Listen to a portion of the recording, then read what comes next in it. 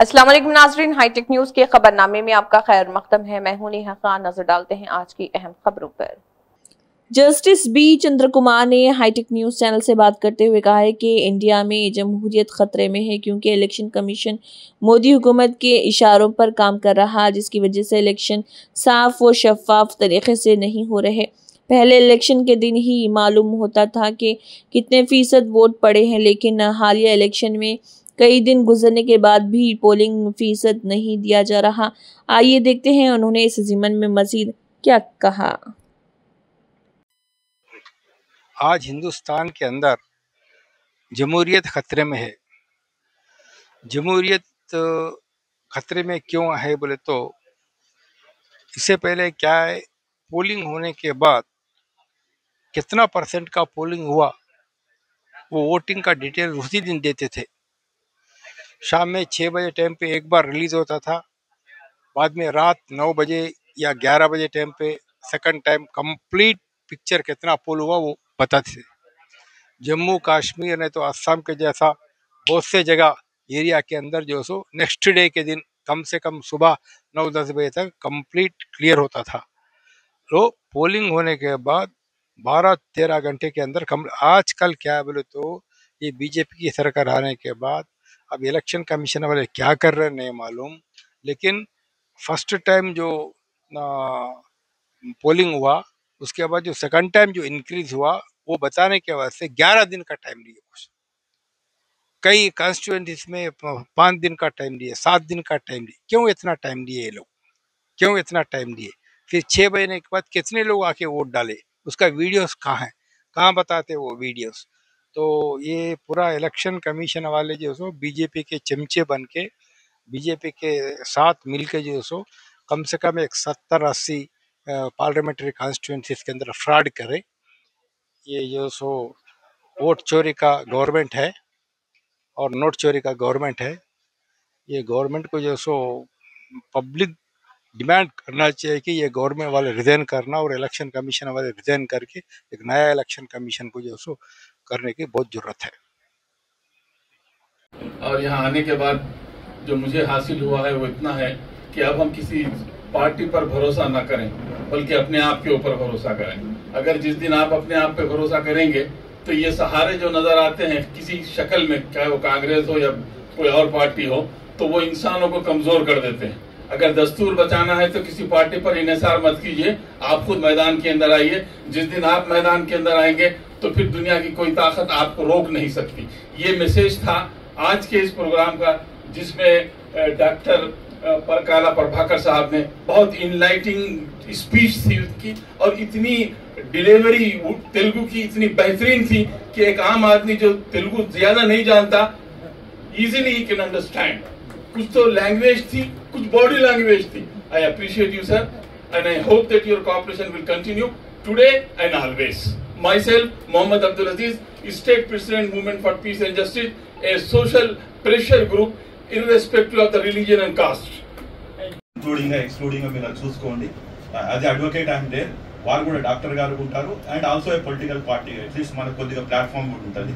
It's a very good noble cause. నేను first మీరు answer చేసినప్పుడు నాకు అది రాలేదు. I thought it is only political parties are there to protect the democracy, but you have ignited my mind. Vote just and fair democratic process కూడా జరగటం ఎంత ఉన్నదో అనేది. లేని పక్షంలో మనం ఒక బంగ్లాదేశ్ మాదిగానో లేకపోతే నేపాల్ మాదిగానో ఇంకా వేరే దేశాలలో జరుగుతుంది. సరే, మీరు ఇందాక అన్నారు మన తరం అయిపో, దాన్ని కాపాడుకోవాలి అని ప్రయత్నం చేసేటువంటి మీలాంటి వాళ్ళందరికీ కూడా నేను స్నేహితుడు. జస్టిస్ గా చాలా స్పష్టంగా చెప్పాను. ఇవాళ ఎన్నికల సంఘం పరిస్థితి బాగలేదు. ఒక మాటలో చెప్పాలి, ఎన్నికల సంఘం బాగుంటే గనక ఇవాళ దేశం ఎలా ఉండేది అనేది ఒక్క 2 నిమిషాలు చెప్పి, ఎన్నికల సంఘం ఎందుకు బాగలేదు, ఎలా బాగలేదు కూడా కొంచెం వివరిస్తాను. నేను వెళ్ళినప్పుడు ఆయన చేతుల మీదుగానే నేను రాష్ట్ర అధికార ప్రతినిధిగా నేను ఆ రోజు తీసుకోవడం జరిగింది. సో నాకు అప్పటి నుండి కూడా ప్రజారాజ్యం పార్టీ అప్పటి నుండి కూడా, సరే ఆ పార్టీ మధ్యలో కాంగ్రెస్లోకి వెళ్ళిపోయినా కూడా నాకు అప్పటి నుండి కూడా సార్ నాకు అన్ని రకాలుగా ఎంకరేజ్ చేస్తూ వచ్చారు. అదేవిధంగా చంద్రకుమార్ సార్ అయితే మొట్టమొదటిగా ఏంటంటే నిన్న ఒక ఢిల్లీలో ఒక ఆఫ్ఘనిస్తాన్ మంత్రి వచ్చిండు, ఒక ప్రెస్ మీట్ జరిగింది. ఆ ప్రెస్ మీట్లో మాట్లాడడానికి చాలా కొత్త. సో ఏం మాట్లాడాలి, నేను చేస్తున్న పనితో ఎప్పుడు నేను కనిపిస్తూ వినిపిస్తూ ఉంటాను. సో ఇక్కడికి నేను ప్రధానంగా సర్కార్ ప్రభాకర్ సార్ చేసిన ప్రజెంటేషన్, ఆ ప్రసంగము చాలా అద్భుతంగా అనిపించింది. వాటి మీద నేను గతంలో చాలాసార్లు ఈవీఎంస్ మీద కానీ లేకపోతే ఓట్ చోరీ మీద రకరకాల వీడియోలు చేసినా కూడా మళ్ళీ ఆశ్చర్యపోయేలాగా, మళ్ళీ బాధపడేలాగా ఉండే విషయాలన్నీ మన ముందు పెట్టారు. అయితే ఇవి ఏవి అంటే ఇట్లా జరుగుతోంది అని మనకు అందరికీ తెలుసు, ఈవెన్ సొసైటీలో కూడా అందరికీ తెలుసు. తెలియక కామ్గా ఉండట్లేదు అని నేను నమ్ముతా. ఎవరికి ఏమీ తెలియక కామ్గా ఉండట్లేదు. కామ్గా ఉండే పరిస్థితుల్ని క్రియేట్ చేశారు కాబట్టి కామ్గా ఉంటున్నారు. కదలలేని విధంగా చేశారు కాబట్టి అందరూ నిద్రావస్థలో ఉన్నట్టు, ఏమీ ప్రశాంతంగా ఉన్నట్టు నడిపిస్తున్నారు. సో దీనికి అంటే నేను ఇంకా డీటెయిల్డ్గా చెప్పదలుచుకోలేదు, మీకు అర్థమైంది అని అనుకుంటున్నాను.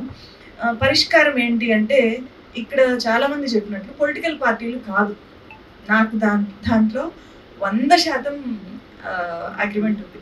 సో పొలిటికల్ పార్టీలు మన సమస్యల్ని పరిష్కరించలేవు. ఈ సిస్టంలో మార్పుల కోసం మనం పొలిటికల్ పార్టీల వైపు, ఏ పార్టీ అయినా సరే పొలిటికల్ పార్టీల వైపు కాదు చూడాల్సింది. పొలిటికల్ పార్టీలు అన్నీ కలిసి జనం వైపు చూడగలిగేలాగా మూమెంట్ జనంలో బిల్డ్ కావాలి, సివిల్ సొసైటీలో బిల్డ్ కావాలి అనేది నేను చాలా చాలా స్ట్రాంగ్గా నమ్ముతాను. అది ఎక్కడో దగ్గర మొదలవ్వాలి, అవుతుంది. ఆ ప్రెషర్ జనం మీద పెరిగిపోయినప్పుడు ఖచ్చితంగా అవుతుంది. ఈవెన్ మనం రీసెంట్గా నేపాల్లో చూసాము. నేపాల్లో వచ్చిన ఆ యువతరం తిరుగుబాటు, జెన్జీ రెవల్యూషను, నేను దాన్ని చాలా చాలా డీప్గా స్టడీ చేశాను, క్లోజ్గా చూశాను. ఎవరు దాని వెనుక ఎవరున్నారు. సో అక్కడ ఏ పొలిటికల్ పార్టీ లేదు. యాక్చువల్గా ఒకే ఒక వ్యక్తి, అక్కడ జరిగిన భూకంపం వల్ల సర్వం కోల్పోయి ప్రభుత్వం చేసిన నష్టాలని, ప్రభుత్వం తీరుతో ఆవేదన చెందిన ఒక వ్యక్తి చిన్నగా